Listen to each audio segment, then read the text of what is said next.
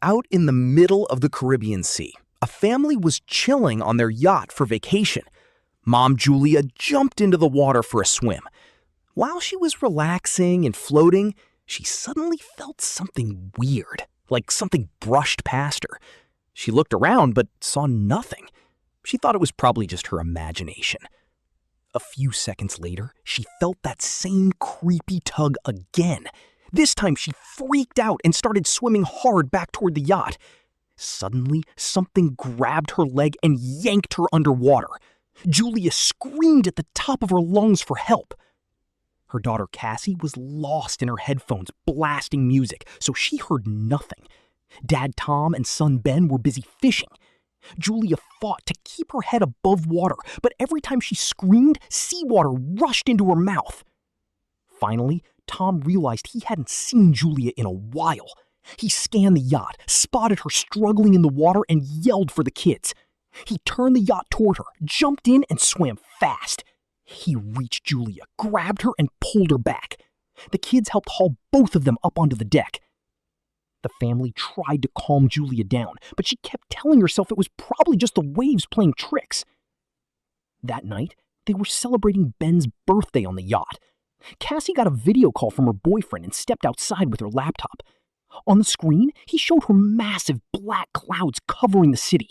Suddenly, the call glitched and froze.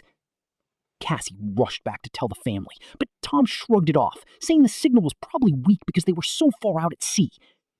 Then, everyone heard a strange noise. They stepped outside and saw a huge pod of whales swimming right past the yacht. Tom explained that whales usually follow Earth's magnetic field, but storms mess them up and make them confused. Suddenly, the whole yacht shook hard and Ben fell over. Tom got worried the yacht might be damaged, so he dove underwater to check. When he came back up, there was a nasty gash on his shoulder. Julia quickly patched him up. Tom said he felt like something massive was right behind him down there, but when he turned, he got cut by the propeller. He kept repeating that whatever it was huge. The yacht had taken some serious damage. They tried the radio and phones for help, but nothing was working. Then Cassie saw something weird moving in the water and screamed, but it was just Ben messing around in a mask.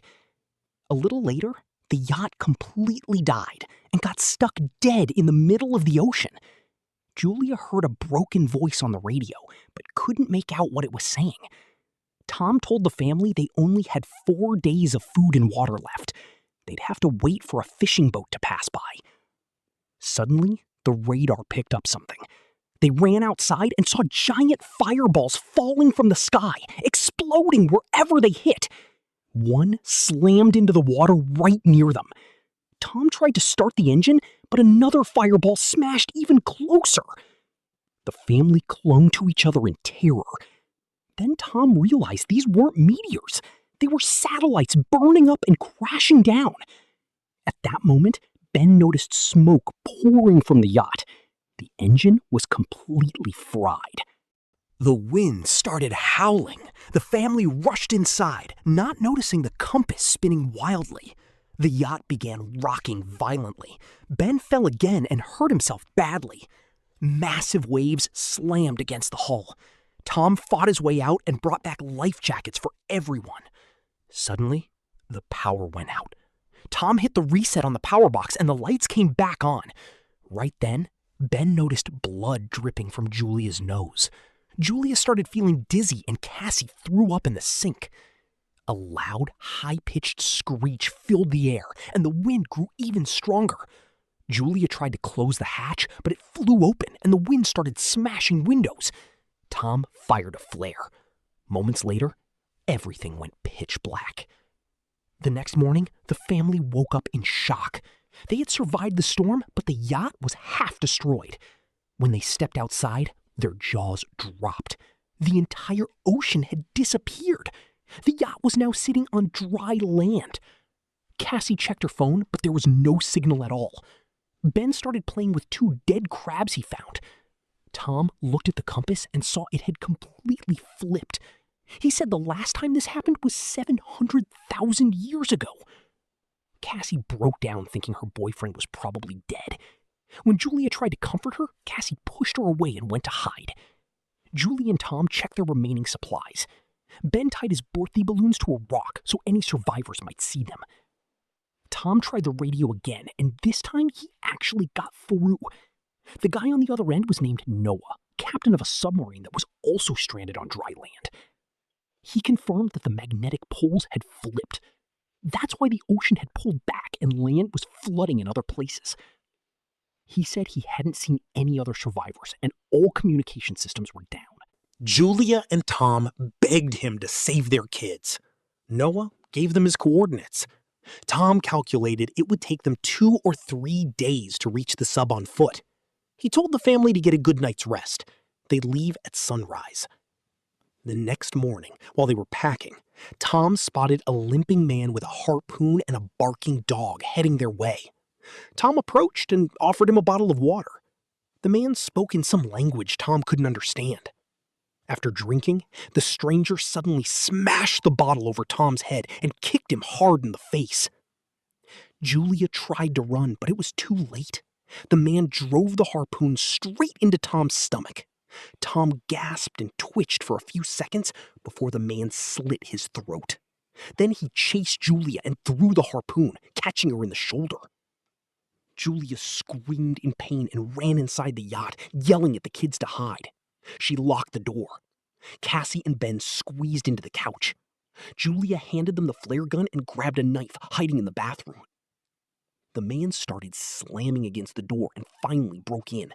He grabbed some food, then started searching the yacht. When he headed toward the bathroom, Julia quietly slipped out through a small opening. But as she tried to sneak away, the dog spotted her and started barking. The dog lunged and Julia stabbed it with her knife. Hearing his dog's yelp, the man came running out, saw the dead dog, and went crazy with rage. Meanwhile, Julia tried to climb back in through a broken window on the other side. The man got there first, grabbed her, and punched. The kids were watching everything in horror. Cassie burst out and fired the flare gun straight into the man. He caught fire, and flames quickly spread through the yacht. The kids ran. Julia came back, kicked the burning man down, grabbed the map and bag, and escaped. Ben and Cassie ran to their dad and started crying. Julia joined them, and the three said a tearful goodbye to Tom. Suddenly, the burning man stumbled out of the yacht, so the family took off running again. A short while later, the yacht exploded in a massive fireball behind them. After walking some distance, they stopped near a small waterfall to catch their breath. Cassie thought the crazy man had probably followed the birthday balloons. Hearing that, Ben started blaming himself.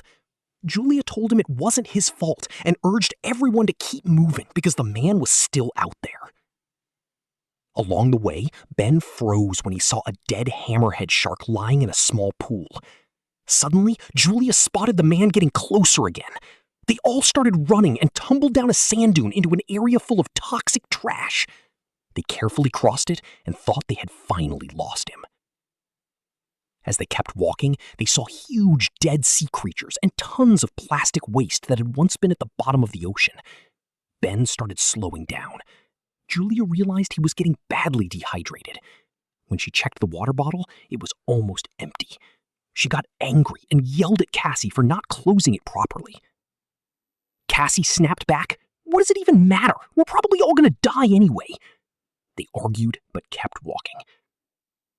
Later, they found a crashed plane.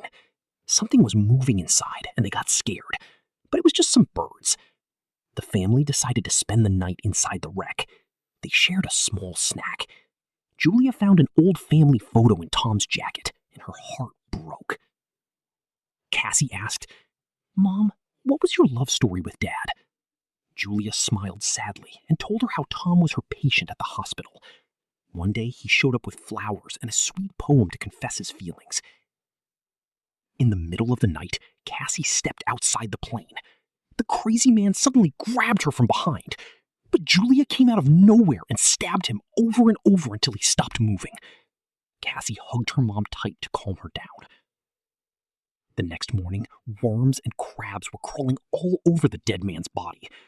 The family noticed deep bite marks on him, meaning something dangerous was hiding in this area. As they left, crabs started pouring out of his mouth. A few hours later, while Julia and Cassie were checking the map, Ben quietly wandered ahead.